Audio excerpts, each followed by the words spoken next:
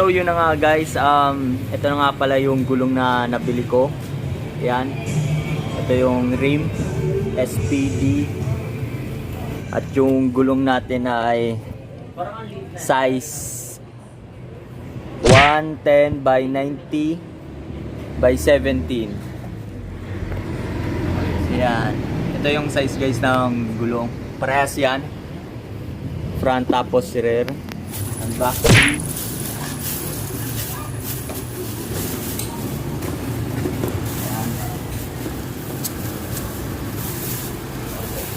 Ang size nito guys ay 2.15 by 17.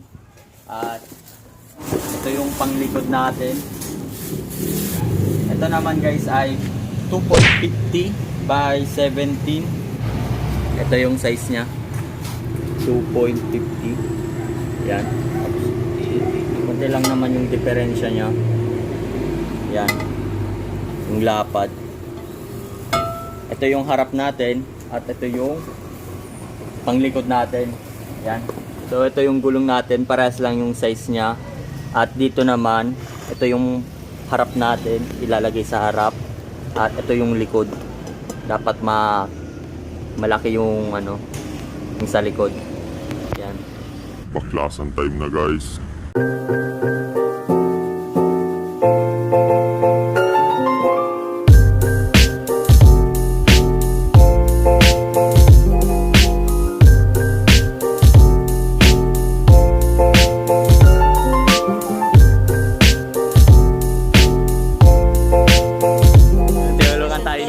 Caps.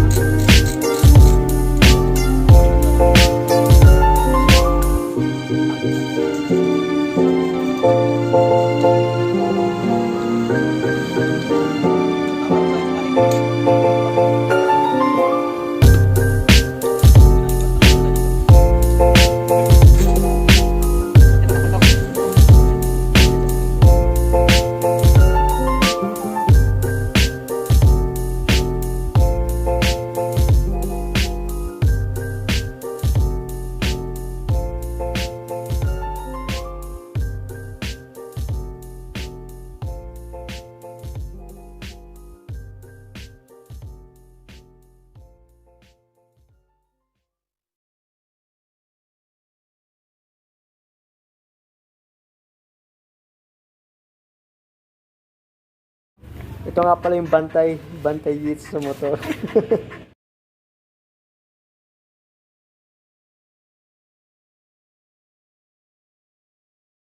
So yun nga guys, tanggalan natin yung tangke niya. Yan. Yan na. Kung nakita nyo guys ay kalansay na siya ngayon. Yan. Ito yung tangke niya guys. Tinanggal natin. Yan. Ito na siya ngayon. Skeleton na siya.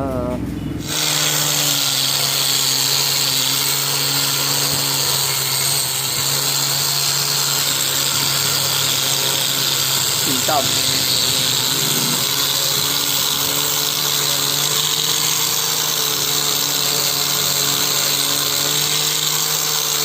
Two hours later. Natanggalan natin yung mga pintura dyan. Kinis na. Gagawin natin tong itim guys. Gagawin natin ang itim.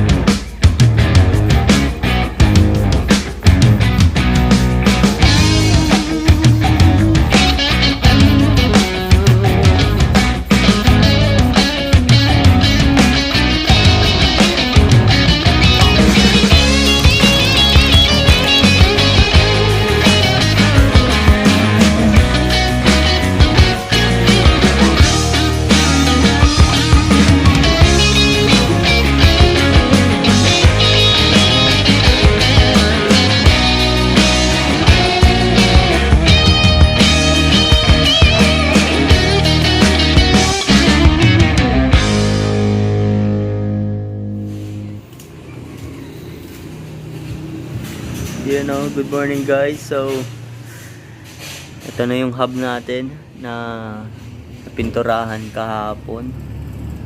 Yan. Ito siya.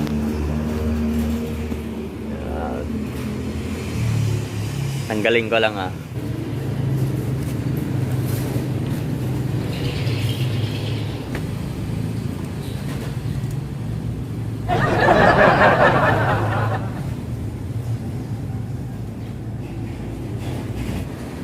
So guys, itong makina natin, yan. Gagawin natin tong kulay itim. Pero hindi na natin siya tatanggalin. Yan, dahil medyo mahirap. Itong chassis, yan, konting kuskus lang yan. I-repaint natin yan. Solid yan pag pag kulay itim na siya.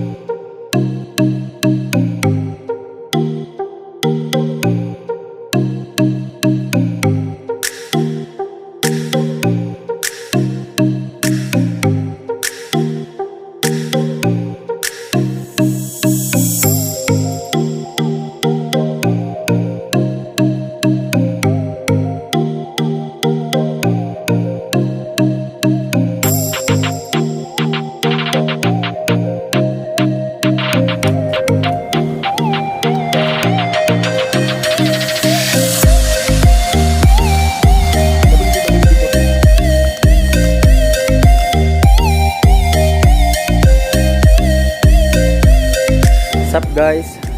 So, ito na siya ngayon. Yan. Natanggal na natin yung mga ibang parts niya. Yung dito. Yan. Ang susunod natin gagawin ay pipinturahan na natin tong chassis niya. Yan. Linisin lang natin yan. Yun na yung susunod na natin gagawin.